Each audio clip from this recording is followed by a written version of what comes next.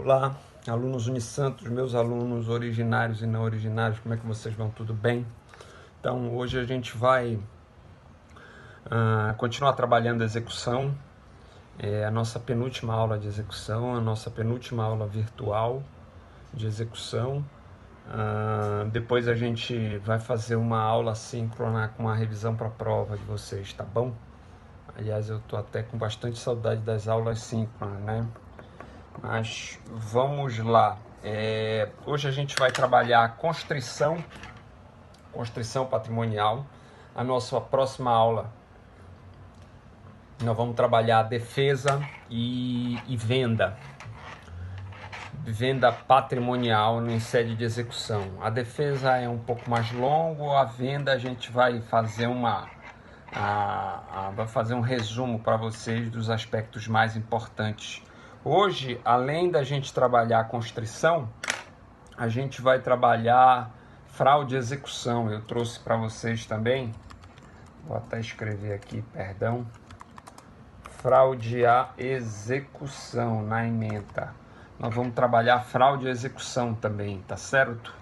E também execução de obrigação de tutela específica.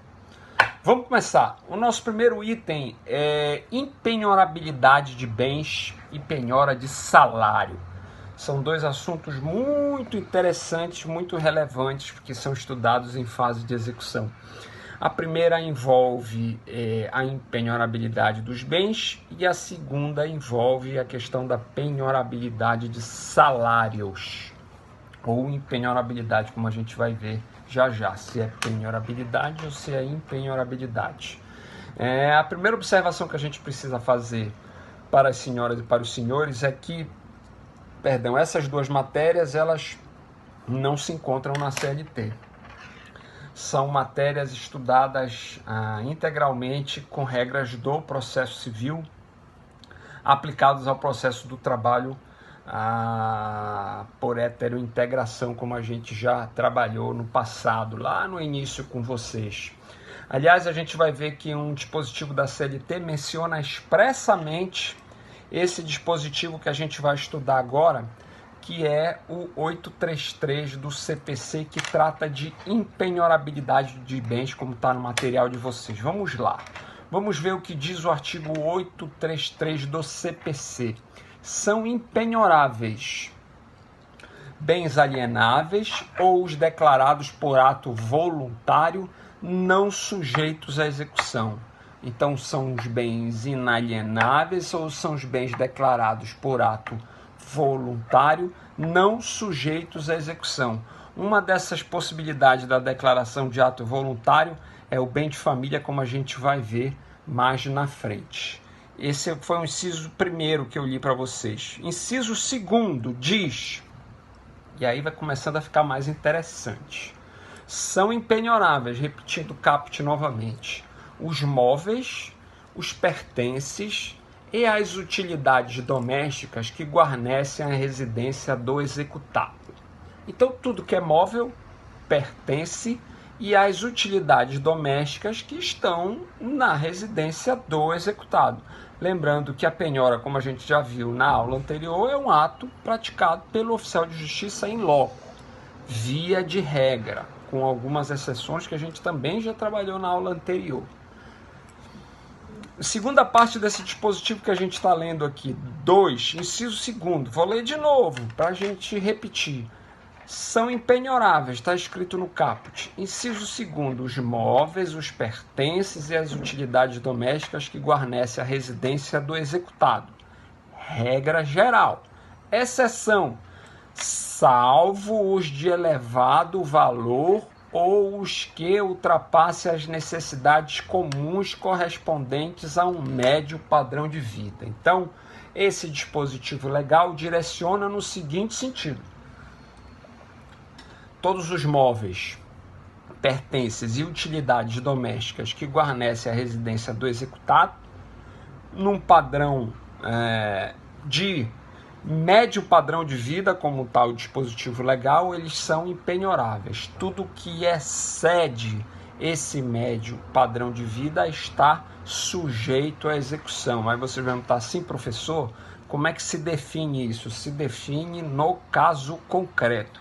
A jurisprudência a todo momento está decidindo o que é e o que não é impenhorável. Aliás, eu trouxe uma jurisprudência para vocês que eu vou mostrar mais na frente, dizendo, por exemplo, que um piano que guarnecia a residência do executado ou da executada, não sei se era homem ou mulher, ou se era empresa, pessoa jurídica, pessoa física ou pessoa jurídica, este piano ele foi penhorado porque ele foi considerado na segunda parte desse dispositivo legal, ou seja, um bem de elevado valor ou um bem que ultrapasse as necessidades comuns correspondentes a um médio padrão de vida. Aí vocês vão dizer, sim, mas esse piano ele pode ser aqueles pianos alemães lá, um Steinhager, eu acho que é assim que se chama, né? Pianos caríssimos, ou um piano singelo pertencente a uma senhorinha que já foi ou ainda é professora de piano. Neste caso, me parece que a primeira hipótese realmente tá nesse bem de elevado valor, mas a segunda hipótese não, porque ele pertence à senhorinha, inclusive a senhorinha usa esse bem para se sustentar. Então, este bem é um instrumento de trabalho relacionado à própria subsistência dessa senhorinha ou desse professor, dessa professora de piano. Então, vejam que, obviamente, o caso concreto é que vai apontar aquilo que é penhorável e aquilo que é impenhorável, e, obviamente, vai estar sempre sujeita ao questionamento na jurisdição, se o executado entender que aquele bem não podia ser penhorado. Aí eu imagino, por exemplo, chega o oficial de justiça lá na casa de vocês e tem lá uma coleção de relógios Rolex. Obviamente essa coleção de relógios Rolex vai ser penhorada, porque obviamente a coleção de relógios Rolex está além desse padrão médio de vida que determina a lei. Então, o dispositivo legal é um dispositivo aberto que, obviamente, abre ensejo ao questionamento, certo? Agora, é claro que existem obras de arte, por exemplo, dificilmente uma pintura de um Portinari dificilmente vai ser declarado impenhorável. Porque, obviamente, é uma obra de arte, tem um elevado valor, portanto, está sujeito a penhora. Então, e ultrapassa as necessidades comuns a um padrão médio de vida. A obra de um Picasso, a obra de um Portinari, obviamente, ultrapassa esse padrão médio de vida daqui do cidadão médio, certo? Do ser humano médio, do afegão médio. Certo? Então, esse é um dispositivo legal interessante para ser estudado. Aqui, obviamente, não dá para trazer para vocês nenhuma lição fechada, é o caso concreto que vai apontar. Claro que existem alguns parâmetros que dão uma certa segurança para aquele que vai realizar a penhora e que dificilmente vai... aquele que teve a penhora de um bem, um objeto de arte, um objeto de elevado valor que guarnecia a sua residência, dificilmente vai fugir dessa penhora, ainda que a questione em juízo, porque o dispositivo legal é bastante claro, salvo essas zonas cinzentas que eu apresentei para vocês, que foi o caso do piano. Inciso terceiro, o piano quando também utilizado para a sobrevivência daquele executado ou daquela família, certo? Inciso terceiro, os vestuários, bem como os pertences de uso pessoal do executado, salvo se de elevado valor. Então, pertences de uso pessoal entra lá no exemplo do Rolex que eu dei anteriormente. Vestuários, vamos imaginar aí aqueles casacos, etc., caríssimos, né? Então, obviamente, ou aquelas roupas caríssimas daquelas marcas famosérrimas, isso obviamente, se o oficial de justiça captar isso e trazer isso para a penhora, dificilmente o executado vai conseguir descaracterizar essa penhora ou inviabilizar essa penhora, porque o dispositivo legal ele caminha nesse sentido: vestuário, bem como os pertences de uso pessoal do executado, salvo se de elevado valor. Então é impenhorável vestuário e pertence de uso pessoal, certo? Isso é impenhorável, é a regra geral.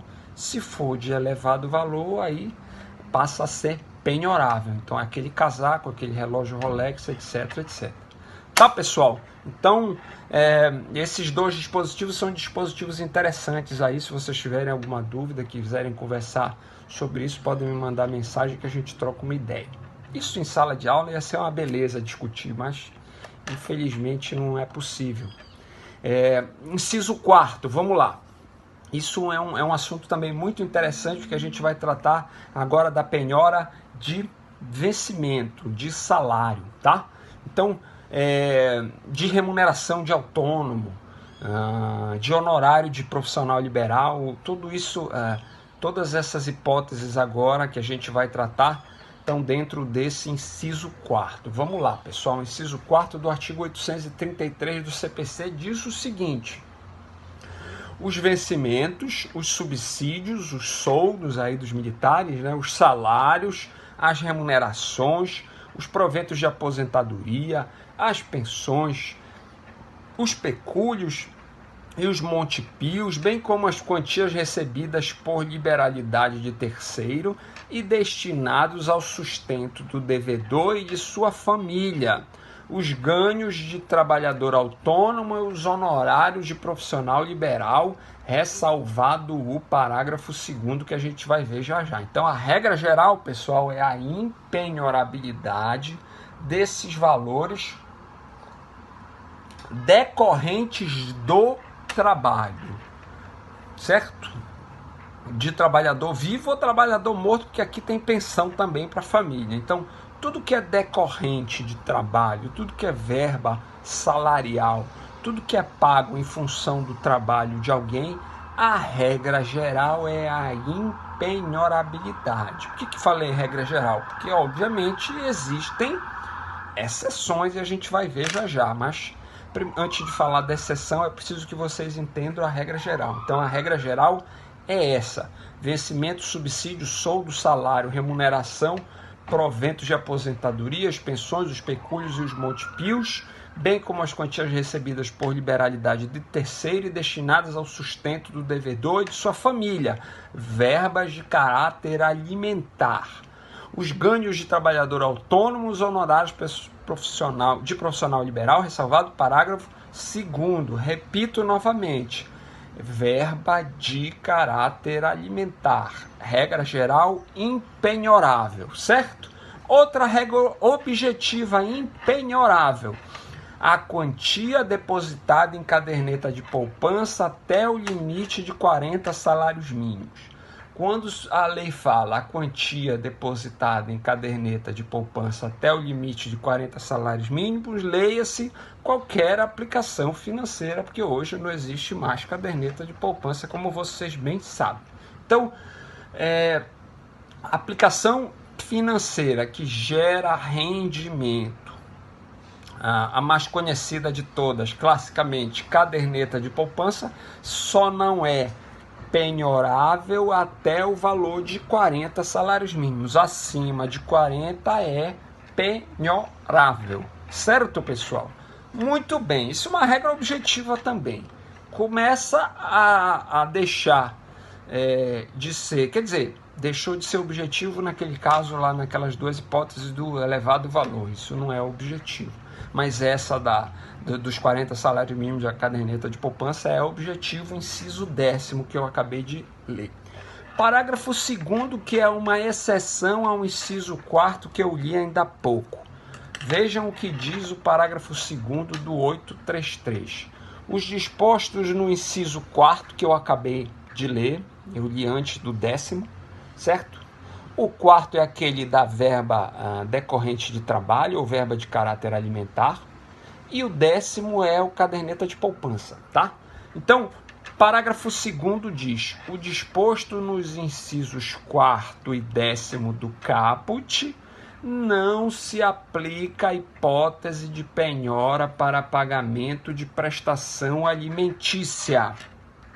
Então, a exceção do 4º e do 10º, que eu acabei de ler os dois, não se aplicam como é que diz a lei? Penhora para pagamento de prestação alimentícia. Então, estas duas regras do 4º e do 10º não se aplicam à prestação alimentícia. Essa primeira parte leia-se alimentos, classicamente aos alimentos devidos pela mãe, ou pelo pai, ou pelos avós, aos menores e aquelas outras hipóteses lá dos maiores que estão estudando, etc. Então, prestação alimentícia, a primeira parte é clássico, certo? É parcela clássica. Só que o dispositivo legal continua dizendo pagamento de prestação alimentícia independentemente de sua origem. Portanto, quando se diz pagamento de prestação alimentícia independentemente de sua origem, está se tratando também de verba trabalhista, porque verba trabalhista é verba alimentar. Verba de execução trabalhista é uma verba alimentar. Portanto, parágrafo 2º também se aplica nas execuções trabalhistas.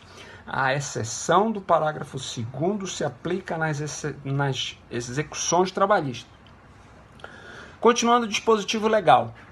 Não se aplica a hipótese de penhora para pagamento de prestação alimentícia, ou seja, salário e acima de 40% do salário regular de trabalhador e quantia depositada em caderneta de poupança acima de 40 salários. Essas duas regras gerais não se aplicam à verba alimentícia, inclusive verba trabalhista, certo?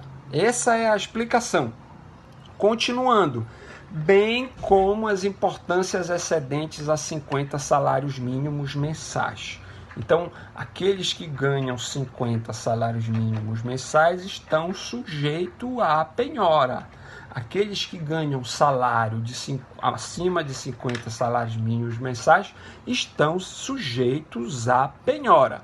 Devendo a constrição observar o disposto no 528, parágrafo 8º do CPC, que trata de prestação alimentícia e levantamento mensal. Eu separei aí no material de vocês.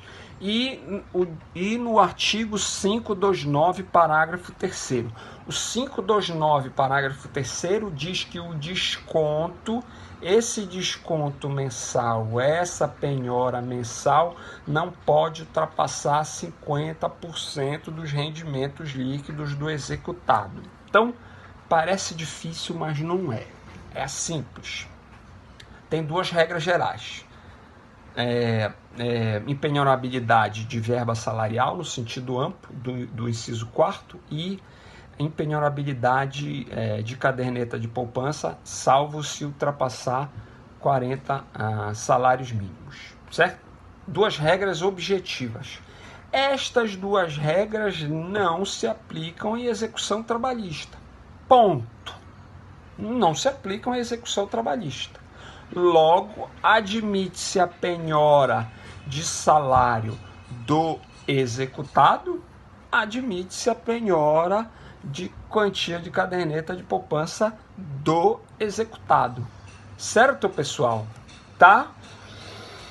Contudo, deve-se observar a última parte do parágrafo 2º, que menciona o artigo 529, parágrafo 3º, que diz que estas penhoras mensais em crédito de natureza alimentar não pode ultrapassar 50% dos rendimentos líquidos do executado. Então eu crio um parâmetro objetivo para dizer, pode-se penhorar, contudo eu não posso ir além de 50% do rendimento líquido do devedor.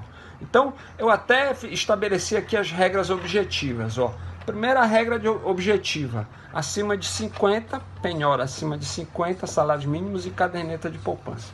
Segunda regra objetiva, penhora de salário mensal acima de 50. Todas essas estão sujeitas ao 50%, o limite dos 50% dos rendimentos líquidos do devedor. Além disso, tem uma outra regra dizendo que qualquer valor pode ser penhorado desde que não ultrapasse 50% dos rendimentos líquidos mensais.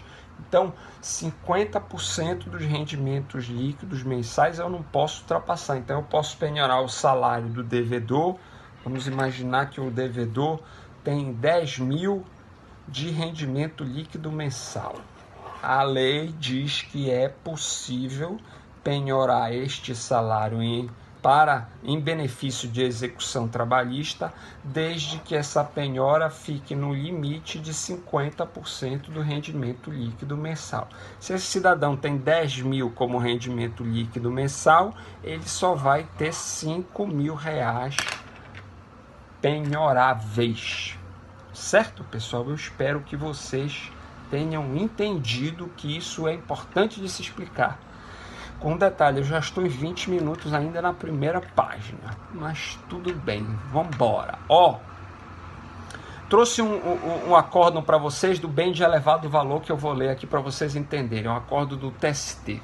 Diz, página 2, agravo de petição, que a gente vai explicar na nossa aula posterior, nossa próxima aula, agravo de petição, penhorabilidade e impenhorabilidade de bens móveis da executada. Apesar de o artigo 8332 do CPC, que é o dispositivo que a gente acabou de ler, apresentar rol de bens absolutamente impenhoráveis, ao se referir aos móveis que guarnecem a residência, excepciona aqueles de elevado valor ou que ultrapassem as necessidades comuns correspondentes ao médio padrão de vida, evidenciando assim que tudo que está além das necessidades mínimas de conforto, saúde e dignidade do devedor é possível de ser apresado para garantir o pagamento de suas dívidas, garantindo-se assim a dignidade do credor. Então aí a gente tem dois princípios aqui, o princípio da dignidade do credor, o princípio da dignidade do devedor, o princípio da efetividade da execução, que a gente já viu, certo? O princípio do resultado útil da execução, que a gente já viu, tá certo? Onde é que eu parei? Garantindo-se assim a dignidade do credor. Ponto seguida. E o piano penhorado ultrapassa o médio padrão de vida de um cidadão brasileiro, haja vista que não é bem indispensável a resguardar a sobrevivência mínima e digna da devedora e de sua família, sendo perfeitamente penhorável a garantir o crédito exequendo. Importa destacar também que a execução, embora deva se processar pelo meio menos gravoso ao executado, tem a finalidade precípua de satisfazer um crédito do trabalhador, buscando a efetividade da tutela jurisdicional já concedida na fase de conhecimento, sendo certo que ao devedor é facultado a qualquer momento, antes da assinatura do auto de arrematação, proceder à quitação do débito, desembaraçando seus bens penhorados. Então, o magistrado aqui, o desembargador, está dizendo basicamente, piano neste caso não é fundamental a sobrevivência dessa família. 2. A execução precisa ser útil para o credor. 3. A penhora de um piano não vai abalar a dignidade do devedor, porque o piano não está relacionado às necessidades mínimas que ele tem de sobreviver. 4. Se ele quiser, ele paga a dívida antes da venda do piano. Foi exatamente isso que ele disse. E desembaraça, ou seja, livra o piano da penhora. Certo, pessoal? Muito bem. Aí eu queria citar para vocês, eu até mencionei aqui, não dá para falar muito, que meu tempo já está correndo demais, mas eu não sei se vocês conhecem aí o caso do Banco Santos. O titular do Banco Santos é um banco que acho que foi a liquidação extrajudicial há um tempo, e a casa do titular do Banco Santos, ela era adornada de obras de arte. E todas essas obras de arte foram penhoradas e todas essas obras de arte foram vendidas para pagar as dívidas que o titular do Banco Santos contraiu, exatamente com base nos dispositivos legais que a gente já estudou aqui. Certo? Então, é a observação que precisava ser feita. A segunda é, no passado havia uma impenhorabilidade absoluta salarial. Esta impenhorabilidade salarial não existe mais, consoante as regras que a gente apresentou aqui. Aliás, o TST tem uma OJ, ainda hoje tem uma OJ que trata de penhora de conta salário. Esta OJ foi, há um tempo atrás, teve a sua redação alterada depois do CPC, para dizer que essa OJ só tem vigência em relação ao CPC de 73. Em relação ao CPC atual, ela não tem vigência. É exatamente a OJ que está aqui no artigo, a OJ 153 do TST, que eu trouxe para vocês aqui, que eu vou ler já já. OJ 153. Ofende direito líquido certo, ou seja, portanto, decisão sujeita a mandado de segurança, que determina, o bloqueio de numerário existente em conta salário para satisfação de crédito trabalhista, ainda que limitado a determinado percentual dos valores recebidos ou a valor revertido para fundo de aplicação ou poupança, visto que o artigo 6494 do CPC de 73 contém norma imperativa que não admite interpretação ampliativa, sendo a exceção prevista no 6492 do CPC de 73 espécie e não gênero de crédito natureza alimentícia, não englobando crédito trabalhista. Então, esta OJ diz hoje claramente que a regra anterior do passado de impenhorabilidade absoluta não existe mais. Existia até a vigência do CPC anterior. Portanto, quando havia penhora de conta salário, havia ofensa de direito líquido certo sujeita a mandado de segurança. Hoje, não mais, porque existe uma sistemática do CPC que a gente já passou lá atrás 20 minutos explicando-a. Certo, pessoal? Então, óbvio que existe dificuldade de apontar esses bens relacionados à necessidade média, mas isso, obviamente, é a jurisprudência que vai decidir.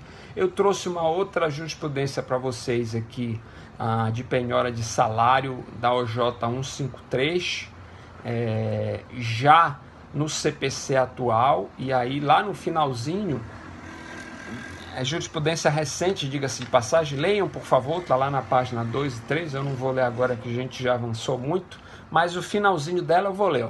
No caso concreto, a constrição, ou seja, a penhora, ficou limitada a 20% do valor da aposentadoria, muito aquém do limite máximo previsto no já referido dispositivo. Assim, não há ilegalidade ou abusividade no ato impugnado ou a justificar a ação mandamental. Então, essa jurisprudência que eu trouxe para vocês para demonstrar claramente que aquela sistemática do passado relacionada à impenhorabilidade salarial não existe mais. Existe uma regra específica com duas hipóteses de regra geral e uma exceção, lá do parágrafo 2º, que a gente estudou e já construiu as possibilidades de penhora de salário. Beleza, pessoal? Então eu dou por cumprido esse item aqui, 30 minutinhos, aí vamos começar a trabalhar impenhorabilidade de bem de família.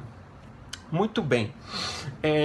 Bom, bem de família está previsto na lei 8.009 de 90, tá certo? Vou explicar para vocês como é que funciona. Quando a gente fala de bem de família, o bem de família é aquele bem que a entidade familiar usa como seu domicílio, como seu abrigo, lugar de morada. Este lugar de morada tem naturalmente ou por registro cartorial. Naturalmente significa que é desnecessário o registro cartorial, mas se tiver é melhor, a cláusula de isenção de execução de dívida futura, inclusive dívida trabalhista como regra geral. Existem algumas exceções de execução, mas essas exceções estão relacionadas às dívidas contraídas para pagar aquele imóvel. Então o cidadão faz um financiamento para pagar o imóvel, se ele pode ser executado e obviamente ele não pode afirmar a empenhorabilidade desse bem imóvel, porque essa dívida foi contraída para comprar esse imóvel. Logo, essa dívida está fora dessa regra de empenhorabilidade aí da 8.009, como a gente vai ver já já. Muito bem, diz o artigo 1º da Lei 8.009, o imóvel residencial próprio do casal ou da entidade familiar. Vejam, entidade familiar aqui no sentido amplo, conforme já foi reconhecido pelo Supremo Tribunal Federal, certo? Entidade familiar aqui como conceito amplo, leia-se, tá bom? Não preciso explicar para vocês o que isso significa, que vocês sabem muito bem. Então, o imóvel residencial próprio do casal ou da entidade familiar, então, portanto, não é preciso casamento, não é preciso cerimônia religiosa, nada disso. Entidade familiar no sentido amplo da palavra, tá? É impenhorável.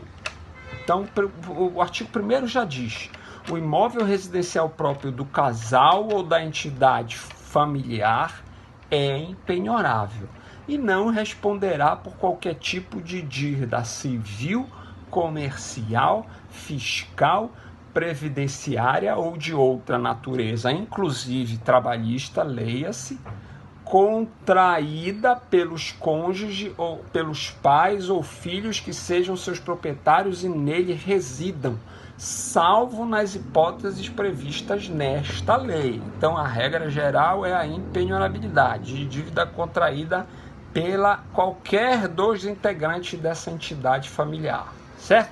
Parágrafo único.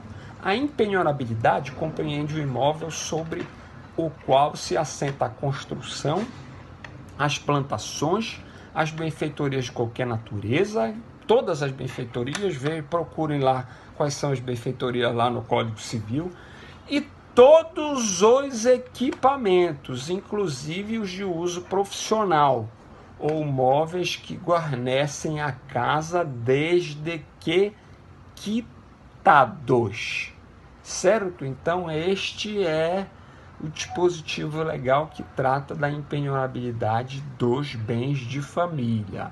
Então, compreende tudo que guarnece a casa, certo? Desde que quitados, e aí levando-se em consideração aquele dispositivo do CPC que a gente já leu, aquilo que ultrapassa o padrão médio está fora dessa regra. Certo, pessoal? Artigo 2º. Na linha do CPC, como a gente vai já ver. Excluem-se da impenhorabilidade os veículos de transporte, as obras de arte e adornos suntuosos. Então, está fora da impenhorabilidade, na mesma linha do CPC, só que esse dispositivo legal ele é mais direto, diz, veículo de transporte, obra de arte e adorno suntuoso está fora da impenhorabilidade. Artigo 3º. A impenhorabilidade é oponível em qualquer processo de execução civil, fiscal, previdenciário, trabalhista ou de outra natureza, salvo se movido.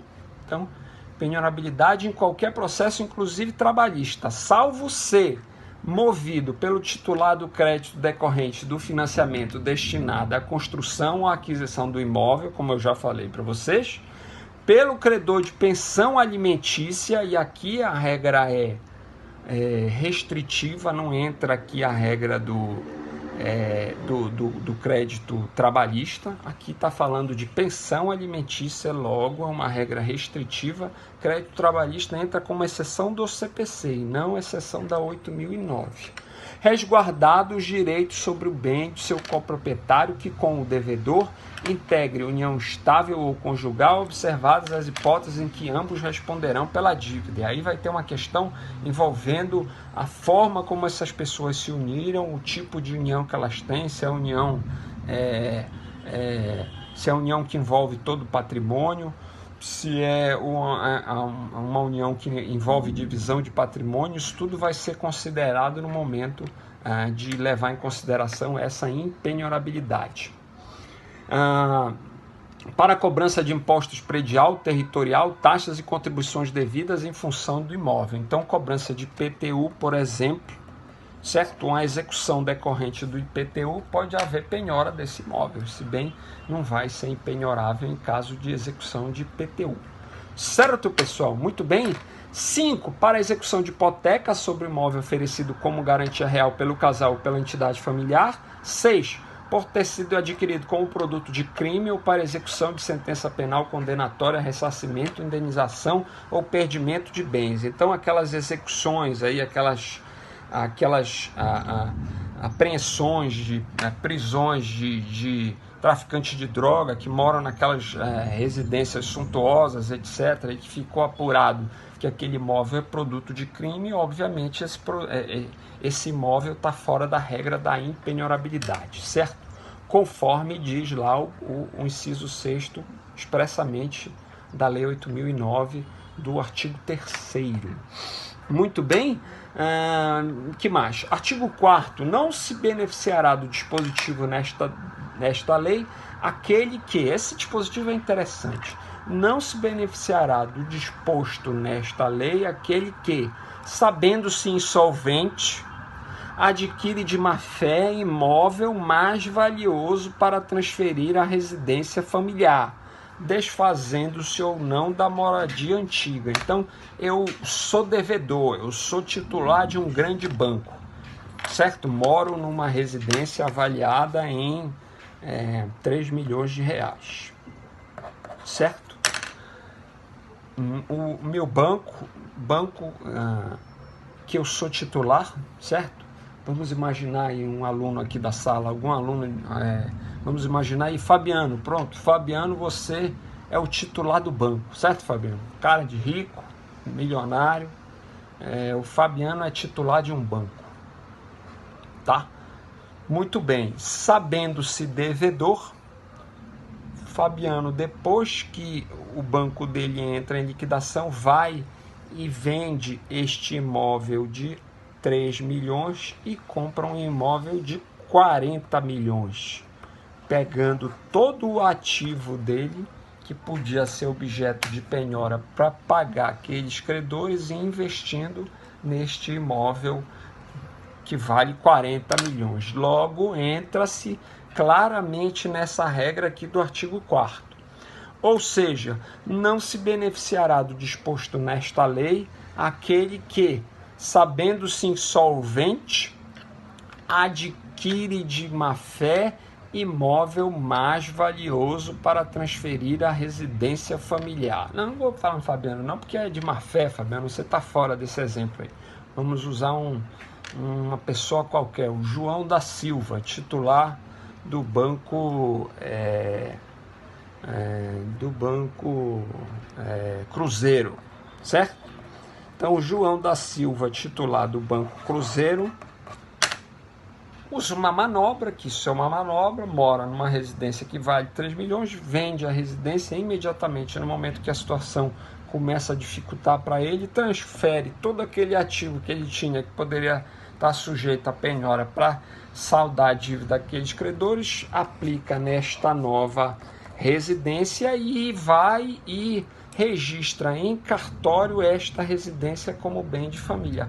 Este registro, de acordo com o artigo 4º, ele é sem efeito, ele não tem efeito, certo?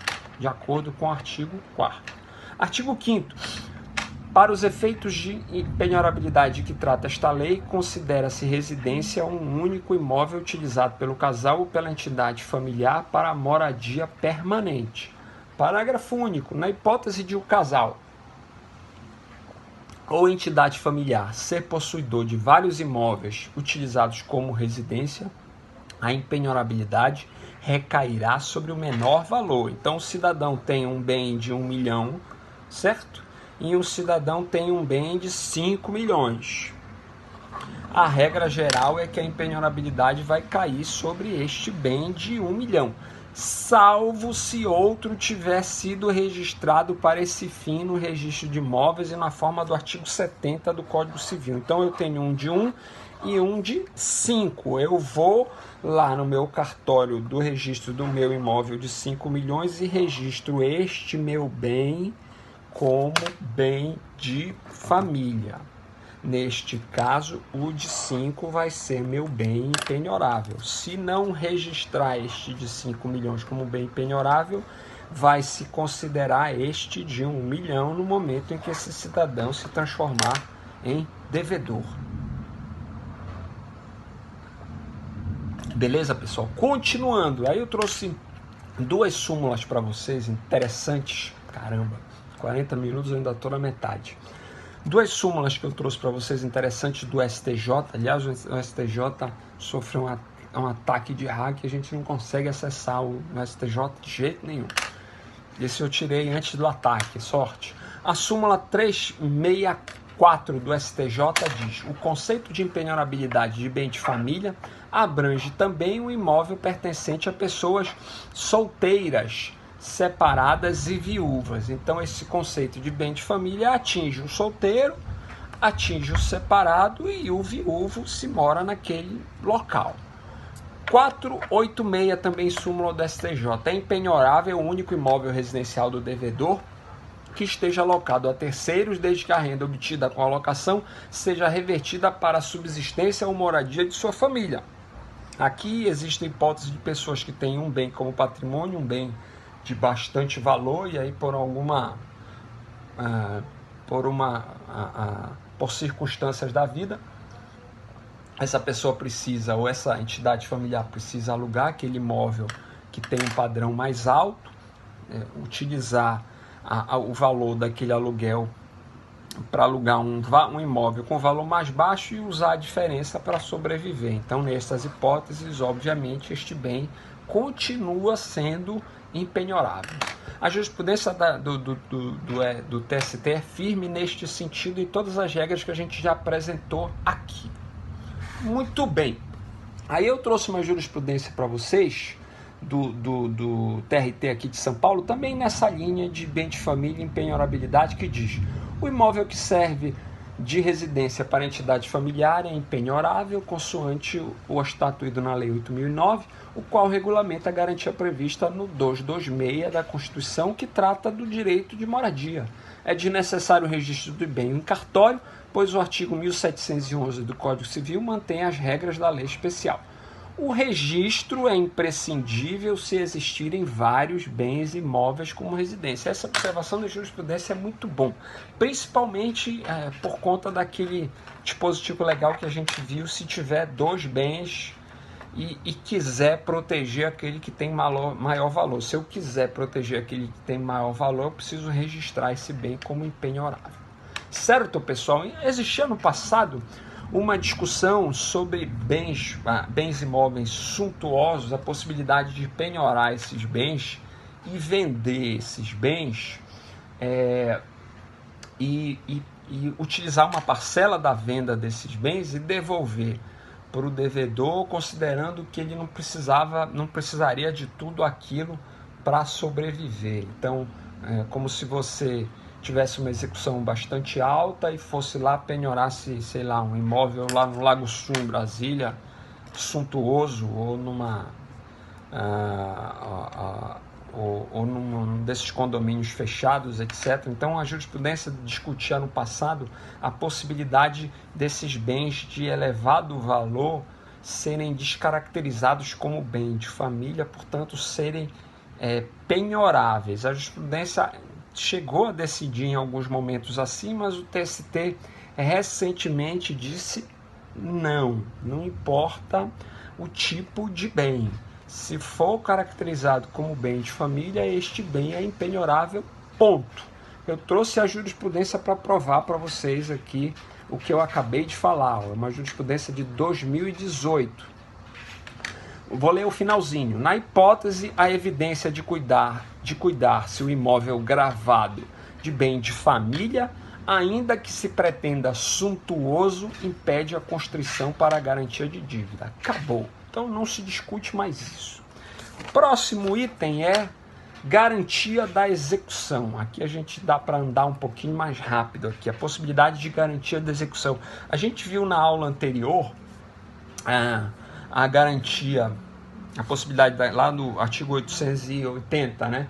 A gente viu a garantia em dinheiro, a gente viu a garantia em oferecer bens móveis, não é isso?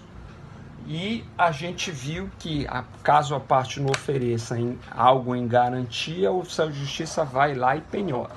Pois bem, existe a possibilidade de que esta garantia dos juízos seja feita por fiança bancária ou seguro garantia judicial, conforme a gente vai ver agora. Só adiantando que isso não é um assunto novo, é um assunto já antigo no processo civil e no processo do trabalho, certo? Então, essa possibilidade do seguro garantia, que a gente vai explicar já já, e da fiança bancária não é algo novo. Só que, no passado, se trabalhava a possibilidade de substituição. Então, havia uma penhora em dinheiro, se trabalhava a possibilidade de substituir esta penhora em dinheiro por seguro garantia judicial ou fiança bancária. Mais ou menos como acontece no CPC. Então, esse é o cenário. Então, inicialmente, essa ideia era relacionada à substituição da penhora em dinheiro por seguro garantia judicial e fiança bancária. Isso vinha sendo aplicado desde uma alteração de 2006 no CPC. Então, quando a gente fala de seguro garantia judicial, a gente está falando de um contrato de seguro feito com uma seguradora. E o contrato de fiança bancária é um contrato de fiança feito com um banco, certo? Então, o devedor vai lá e firma esses dois contratos. Então, para execuções de valor bastante razoável, é interessante fazer esse tipo de contrato e oferecer esse tipo de garantia, porque, obviamente, você deixa de ter o seu patrimônio imobilizado com penhora. Então, você pode ter dinheiro penhorado, você pode ter bens de elevada monta penhorado, então você substitui tudo isso por contratos que você firma com uma seguradora ou com o banco. É claro que isso tem um custo, via de regra vai lá dar 10% do valor da dívida. Ainda assim, para algumas empresas é bastante interessante, porque ela deixa de ter aquele capital imobilizado por uma penhora. Então, essa é a possibilidade do CPC. Vamos trabalhar então o CPC, a sistemática do CPC. O CPC, lá no artigo 835, que está no material de vocês, está na final da página 5, 835, parágrafo 2º, diz: para fins de substituição da penhora, equipara-se a dinheiro, ou seja, naquela ordem preferencial, equipara-se a dinheiro a fiança bancária e o seguro garantia judicial. Então, essas duas hipóteses são equiparadas a dinheiro, portanto, estão lá em cima da ordem de preferência, desde que é acrescido de 30% do valor da dívida, então, ou da penhora. Então, se eu tenho uma dívida de 50 mil, certo? Este é o valor da minha dívida. A penhora seria em 50 mil. Se eu quiser oferecer seguro garantia ou fiança bancária, eu vou ter que acrescer 30% em 50 mil. Então, eu vou ter que acrescer mais 15 mil. Então, este contrato de seguro garantia ou fiança vai ter que ser feito em 65 mil. 65 mil vai ser o valor que vai ser oferecido à penhora para substituir aquele bem que já foi penhorado, certo? Por intermédio de fiança bancária e seguro garantia. Então, já houve uma penhora vamos imaginar de 50 mil reais. Eu troco esta penhora em dinheiro de 50 mil por contrato de seguro, de fiança, por exemplo, de fiança bancária no valor de 65 mil reais. Aí o artigo 848 do CPC vem e diz: as partes poderão requerer a substituição da penhora se, parágrafo único, a penhora pode ser substituída por fiança bancária ou por seguro garantia judicial em valor não inferior ao débito constante da inicial, acrescido de 30%. Então, esta é a sistemática do CPC. Só substituo se houver acréscimo de 30%. Certo, pessoal? Tá? Aí o artigo 847 complementa essa sistemática que a gente está trabalhando no seguinte sentido: o executado pode, no prazo de 10 dias contados da intimação da penhora, requerer a substituição do bem penhorado, desde que comprove que lhe será menos onerosa e não trará prejuízo ao exequente. Então, 10 dias da penhora em dinheiro, foi intimado da penhora, lembre-se que essa intimação é pessoal. Quer dizer, não precisa ser pessoal por intermédio de oficial de justiça, é pessoal se ele estiver presente ou é por intermédio do advogado dele. Lembrem que do dispositivo do CPC é aplicável ao processo do trabalho que a gente trabalhou na aula anterior. Então, no CPC a sistemática é essa. Aí você vai me perguntar, professor, por que a sistemática é essa? É simples, porque no processo civil, e aí, obviamente, aula de processo civil, mas singelamente, no processo civil, a impugnação lá, que são os nossos embargos do devedor que a gente está estudando aqui, não precisa de garantia prévia do juízo. Então, vai lá e desde logo, né, faz-se a penhora. Então, o devedor vai... A única oportunidade que ele vai ter para substituir esta penhora vai ser no momento em que já houve a penhora. Então, houve a penhora, ele vai lá em 10 dias e pede a substituição dessa penhora por seguro judicial ou fiança bancária. Certo, pessoal? Muito bem, então essa é a sistemática do CPC. Aí, bom, vamos trabalhar isso agora no processo do trabalho. A primeira observação, isso no processo do trabalho já vem sendo admitido desde a Lei 6.830. Então, a possibilidade da substituição também existia no processo do trabalho há muito tempo, desde 80. Inclusive, eu trouxe o artigo 15 lá da 6.830. A grande discussão no processo do trabalho, na verdade, são duas discussões. A primeira discussão é o acréscimo de 30%, que é da regra do CPC. Será que o acréscimo de 30% é aplicável ao processo do trabalho?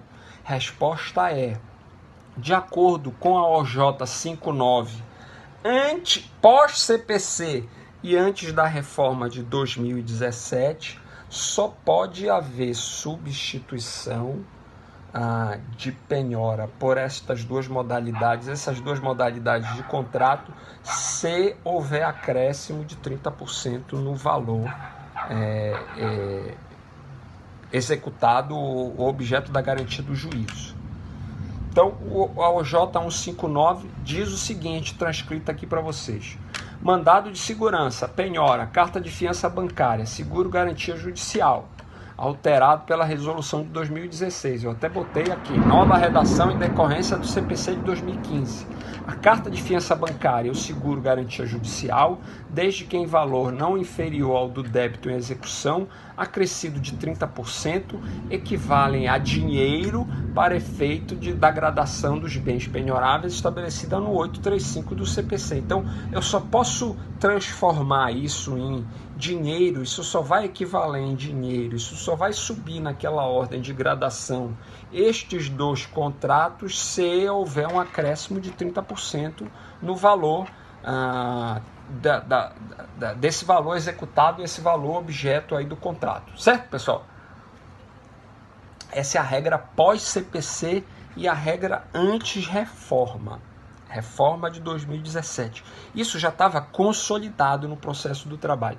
Só que veio a lei da reforma trabalhista e mudou o artigo 882 da CLT, que eu vou até colocar a CLT aqui, porque senão o pessoal depois fica me perguntando, professor, É CLT ou CPC? O senhor cita tanto CPC que eu não sei se é CLT ou CPC. Então, é 882 da CLT, que diz: o executado que não pagar a importância reclamada poderá garantir a execução mediante depósito da quantia correspondente, ou seja, garantia em dinheiro, atualizada e acrescida das despesas judiciais, apresentação de seguro garantia judicial, leia-se também carta de fiança bancária, ou nomeação de bens à penhora, observada a ordem preferencial estabelecida no 835. Então, esse dispositivo diz o seguinte: o executado que não pagar, ele vai garantir esta dívida. Ele vai garantir esta dívida com a finalidade de apresentar a defesa, que a gente vai ver na nossa próxima aula. Então, a gente está trabalhando aqui a garantia da dívida, a sistemática da garantia da dívida.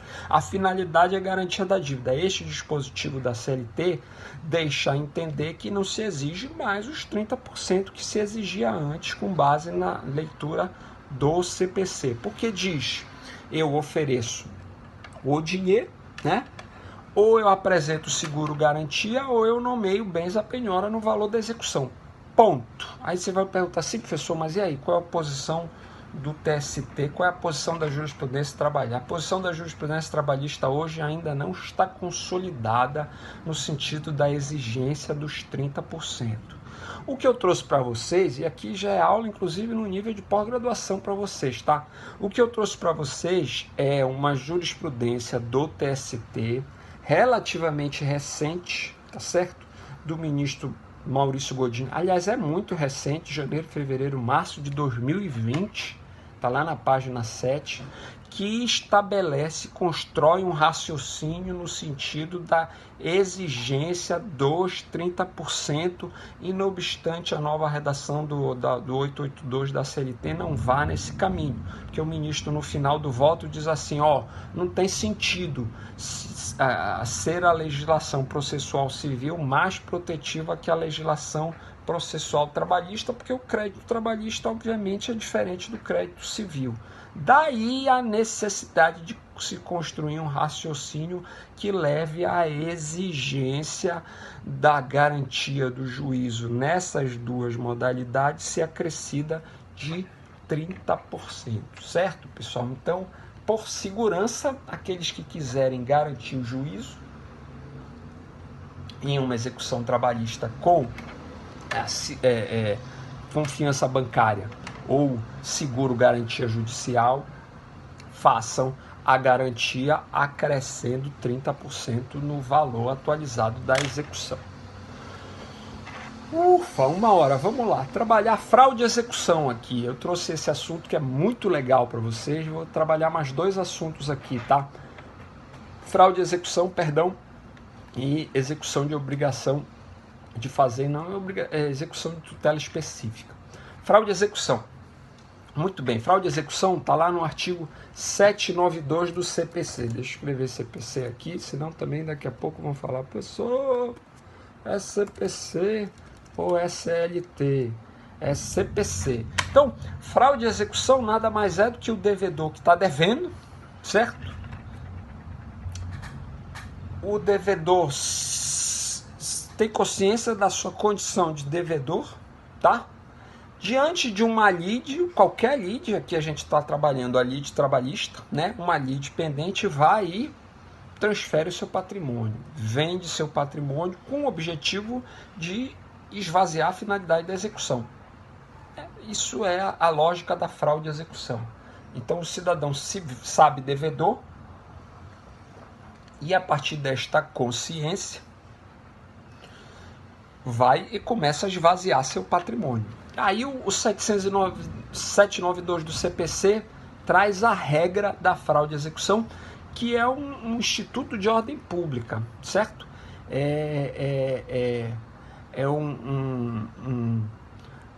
Cria procedimentos de ordem pública, portanto podem ser reconhecidas inclusive de ofício pela jurisdição. Então a fraude e execução pode ser reconhecida de ofício pela jurisdição, porque está relacionado à violação inclusive da dignidade da justiça. Então a fraude não é só em relação àquele que está lesado, ao credor. A fraude é uma fraude que envolve a própria dignidade da justiça, a atividade jurisdicional.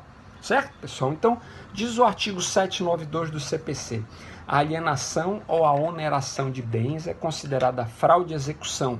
O inciso primeiro eu não trouxe porque não se aplica ao processo do trabalho. O segundo, 2. Quando tiver sido averbada no registro de bens a pendência de processo de execução na forma do 828 do CPC. Esse dispositivo a gente já viu a possibilidade daquele que ingressar com ação de execução e ir lá no registro de imóveis do devedor e registrar a pendência de uma ação de execução. Certo? 3. Quando tiver sido averbado no registro de bem, hipoteca judiciária ou outro ato de construção judicial originário do processo onde foi arguída a fraude. Eu espero que vocês já tenham estudado hipoteca judiciária no processo civil. Se não estudaram, um dia a gente vê aqui. Então, vamos, além da hipoteca judiciária, falar da penhora, que é o que a gente está estudando aqui. Quando tiver sido averbado no registro de bens, a penhora, certo? Então, naquele bem já existe um registro de penhora. Ora, se já existe um registro de penhora naquele bem, se o titular daquele bem e o transfere para outra pessoa ou vende, obviamente fica bem clara a fraude, a execução. Inclusive em relação a esse terceiro que adquire, porque esse terceiro que adquire este bem vai ter que observar naquele título que aquele bem já está onerado com uma penhora judicial, já tem um registro de penhora naquele bem, por exemplo, naquele bem imóvel, certo? Naquele registro imobiliário já tem um registro de penhora, logo, obviamente, se houver a transferência daquele bem, vai ser fraude de execução. Essa é a fraude de execução mais fácil de ser decretada, porque ela envolve o titular do bem e ela envolve claramente aquele terceiro que adquire, ambos mancomunados ou não em fraude para violar aquele crédito daquele credor, certo? Então, neste caso, pouco importa a boa-fé ou má-fé do terceiro, como a gente vai ver já já. Aquele terceiro que adquire o bem, neste caso de penhora já registrada, aí não tem como mais se observar se aquilatar, se houve ou não houve má-fé. Se tem um registro de penhora, esta má-fé já está desde logo declarada. Inciso 4, é aquele que acontece bastante no processo do trabalho.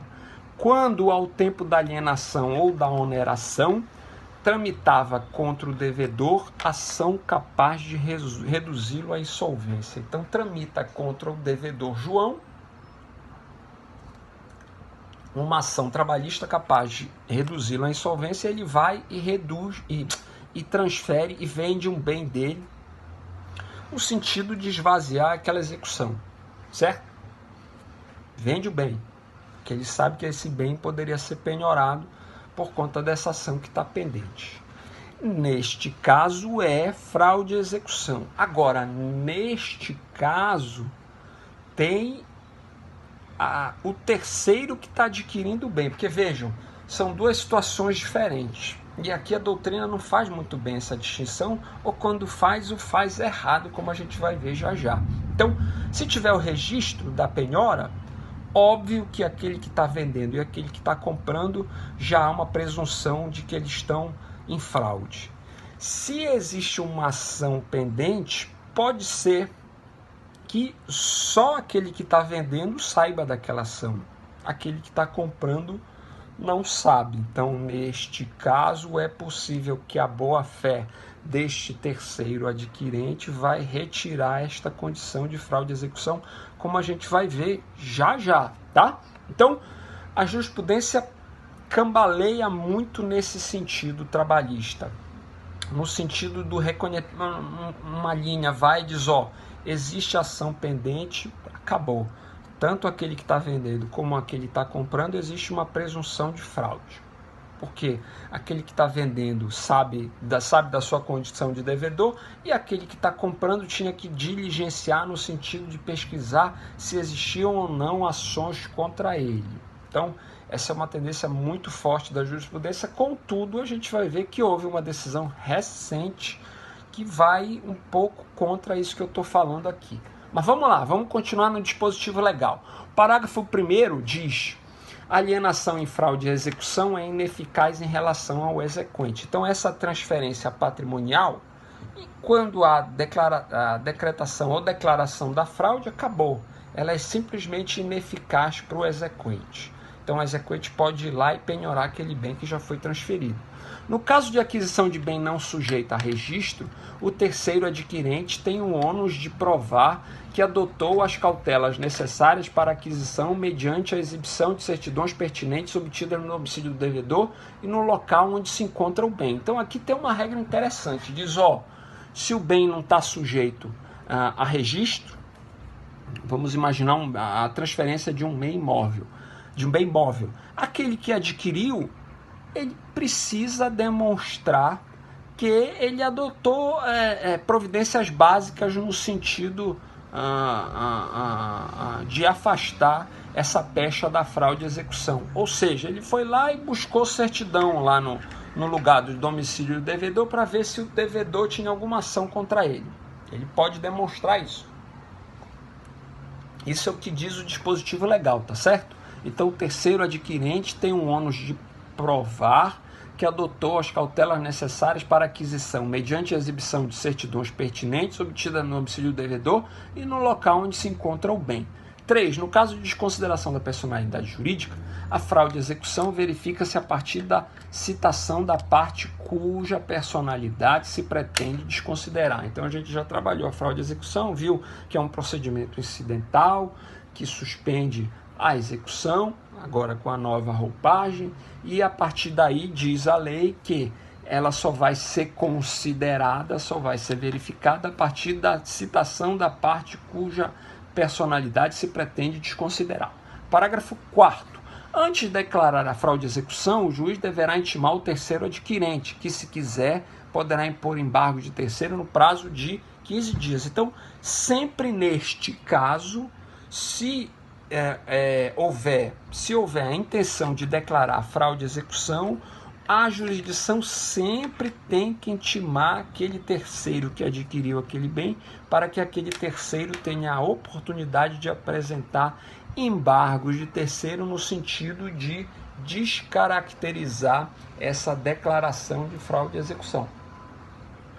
Ou de demonstrar, por exemplo, a hipótese lá do parágrafo 2º, se não for um bem sujeito a registro, que ele adotou todas as providências para adquirir aquele bem, portanto, não há de ser decretada a fraude e execução, porque ele agiu de boa fé, que é o que diz o dispositivo legal. Certo, pessoal? Então, essa é a ideia. Então, existem duas hipóteses aqui. A hipótese de bens que precisam de registro, e se tiver registro de penhora, essa transferência patrimonial se presume de boa-fé. Então, não tem como esse terceiro adquirente demonstrar que agiu de boa-fé.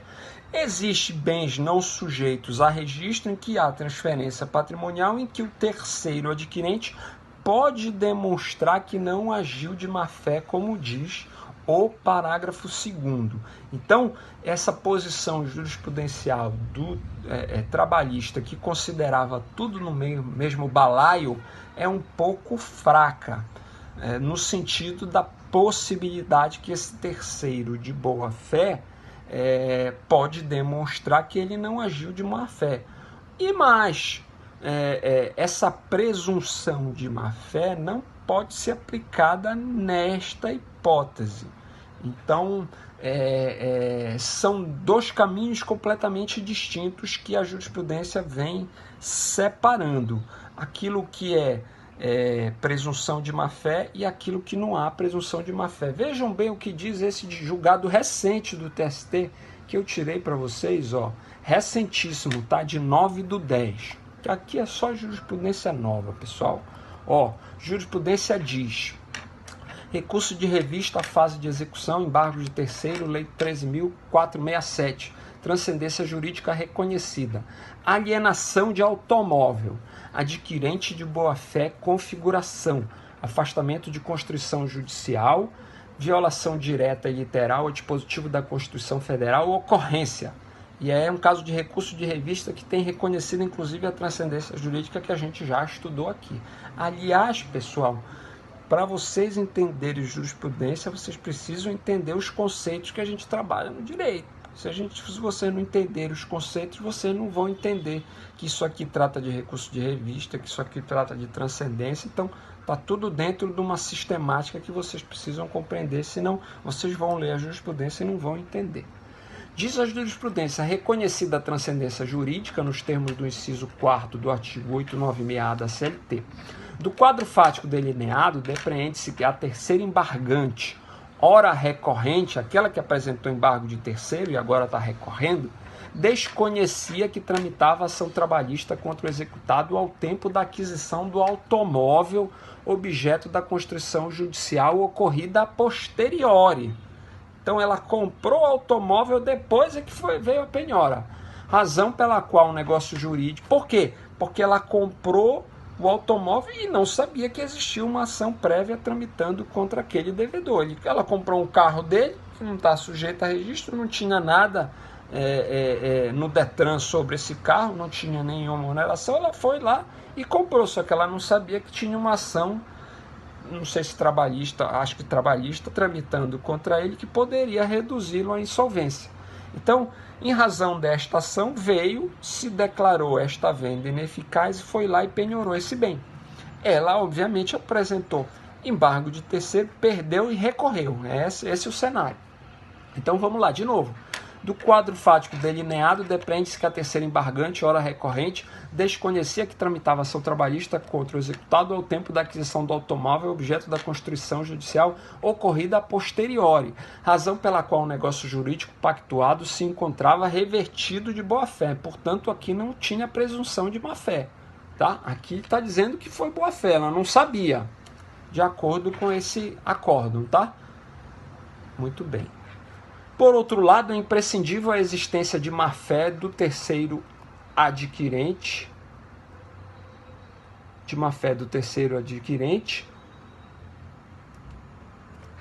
a legitimar a apreensão, constrição judicial do bem.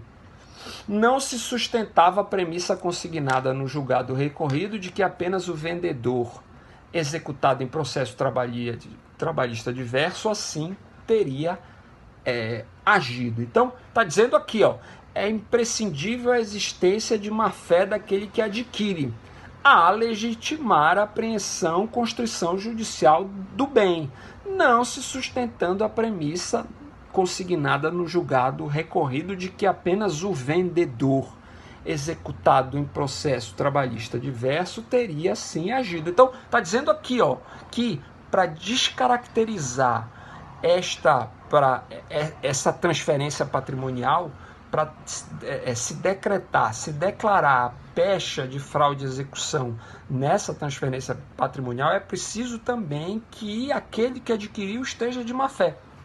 E essa má-fé, ela não perdi a palavra. Ela não é... perdi a palavra. Perdi o raciocínio, perdi a palavra. Essa má-fé, ela não pode ser caracterizada por presunção. Marcelo, por presunção. Então, essa má-fé, ela não é presumida. Esta má-fé deste cidadão que comprou, para descaracterizar a legalidade dessa venda, é preciso que se demonstre a má-fé deste comprador. Logo, não se pode afirmar, por consequência e a contrário senso, a presunção de má-fé deste comprador. Entenderam? Certo? Então, duas situações. A situação em relação a existe má-fé do executado, beleza, mas neste caso não houve má-fé do comprador, logo se privilegiou a segurança do negócio jurídico, que é um bem que não merecia registro, então não tinha nenhum registro de constrição patrimonial nesse bem. A única coisa que havia é uma ação anterior e que, segundo o acórdão, este comprador não tinha notícia dela, logo não há má-fé. Portanto, descaracteriza a fraude de execução. Ufa, 1h14, está na hora da gente acabar. Último item, execução de obrigação de fazer e não fazer da Justiça do Trabalho. A gente está falando aqui de tutela específica. A tutela específica encerra uma possibilidade de execução indireta, que a gente já trabalhou o conceito aqui. Execução indireta, tutela específica é diferente da execução de obrigação de pagar. A execução de tutela específica está prevista lá no CPC, lá no 536, e se aplica ao processo do trabalho. Execução de tutela específica pode ser, inclusive, realizada de ofício pela jurisdição por intermédio de um mandado de cumprimento de tutela específica sob pena de multa, execução indireta. Então, essa é a tutela específica originária. Esta tutela específica, quando não cumprida, é convertida em multa. Então, a sistemática é: cumpra-se a tutela específica, reintegre-se um dirigente sindical, reintegre-se uma grávida, se tiver no período da garantia estabilitária, da grávida e do dirigente sindical. Caso não seja possível, converta-se em multa. Então, mas a lógica é: prioriza-se o cumprimento da tutela específica. Tá? Então, a sistemática da tutela específica é aplicada por completo lá no processo do trabalho, lá dos 536, 537 do CPC e 815 seguintes do CPC. Inclusive, esta tutela específica, ao contrário da sistemática da execução de obrigação de pagar, ela pode ser realizada de ofício. Na obrigação de pagar é a regra lá do 872 ou do 818, agora eu esqueci. É aquela regra do 872 que exige, em caso de advogado, precisa ser provocada. A jurisdição precisa ser provocada se o credor tiver advogado, se ele não tiver, 878, perdão. Se o credor não tiver advogado, essa execução pode ser declarada de ofício. Já na tutela específica, sempre esta execução pode ser decretada de ofício. Aí eu queria falar para vocês, antes da gente finalizar, que existe um negócio interessante, que são as chamadas execuções atípicas. Então, o cumprimento de tutela específica está lá no 536 e diz assim, do CPC, diz, para cumprir a tutela específica, o juiz pode determinar qualquer medida, imposição de multa, busca e apreensão, etc. Então, a sistemática do cumprimento da tutela específica ela é mais ampla e mais flexível do que a obrigação de pagar, que tem uma sistemática clara lá a partir do 880. Certo? Então, na tutela específica, para que seja cumprida a tutela específica, é possível adotar uma série de medidas para que ela seja cumprida. Essas medidas estão lá no 536. São chamadas de medidas executivas típicas. Existem medidas executivas chamadas atípicas que estão previstas lá no 139 do CPC. Deixa eu botar aqui. 139, que senão vai falar de não, professor, o senhor não cita o CPC. Então, 139 do CPC, que são chamadas medidas executivas atípicas. Vou já acabar, tá?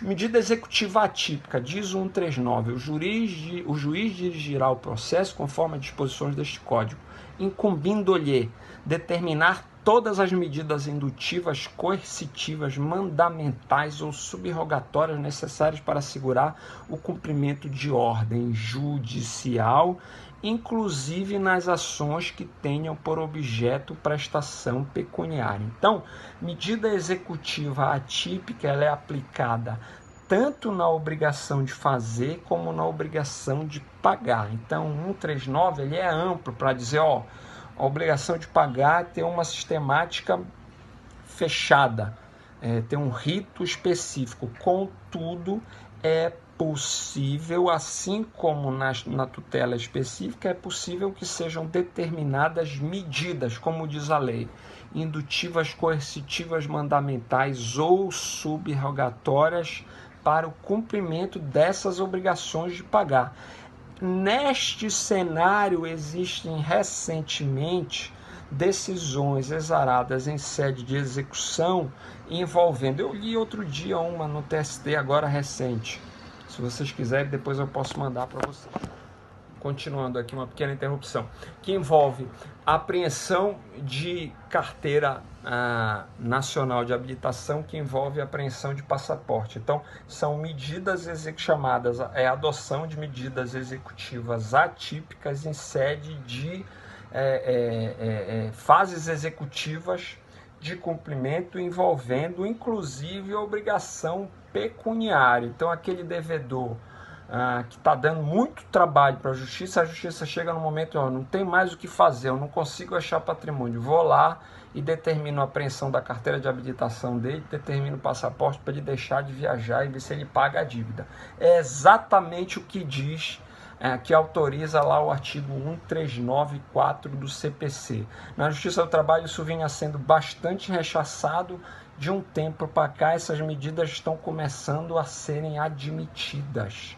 Recentemente, o TST reconheceu a possibilidade de apreensão de carteira nacional de habilitação do devedor. Para finalizar, audiência de conciliação em sede de execução. Não existe um dispositivo específico para que haja audiência de conciliação na fase executiva, contudo, admite-se esta prática da conciliação. Inclusive tem aquelas semanas de conciliação em sede executiva que o TST promove, que os tribunais promovem, e a justificativa disso está lá no 764 da CLT. Deixa eu botar a CLT aqui. 764 da CLT, que diz: os dissídios individuais ou coletivos submetidos à apreciação da Justiça do Trabalho serão sempre sujeitos à conciliação, inclusive em fase executiva. Então é isso, pessoal. Ufa, missão cumprida. Aula dada, a próxima aula a gente finaliza a fase de execução, beleza? Muito obrigado, grato pela atenção e até a próxima.